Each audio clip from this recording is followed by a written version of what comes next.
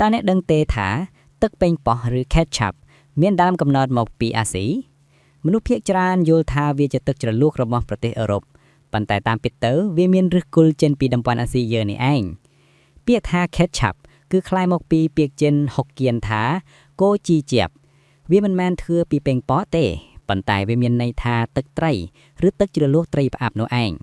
នៅសតវត្សទី15ទីក្រុមនាវិកជនជាតិអង់គ្លេសដែលមកធ្វើពាណិជ្ជកម្មនៅតំបន់អាស៊ីអាគ្នេយ៍បានស្គាល់ទឹកជ្រលក់នេះពីជនជាតិចិនអន្តោប្រវេសន៍ពួកគេចូលចិត្តរសជាតិនេះខ្លាំងណាស់ក៏ទិញយកត្រឡប់ទៅប្រទេសវិញនៅពេលញ៉ាំអស់ហើយมันអាចរកទិញបានព្រោះត្រូវធ្វើដំណើរតាមកប៉ាល់ឆ្ងាយពេកជនជាតិអង់គ្លេសក៏ព្យាយាមធ្វើវាដោយខ្លួនឯងដោយសារមិនដឹងរូបមន្តច្បាស់លាស់ពួកគេក៏ប្រើគ្រឿងផ្សំដែលមាននៅជិតខ្លួនដូចជាផ្សិតលៀសក្រុមគ្រាប់វ៉លណាត់និងគ្រឿងទេសផ្សេងជំនួសវិញរូបមន្តថ្មីទាំងនោះមានរសជាតិខុសពីច្បាប់ដើមទាំងស្រុង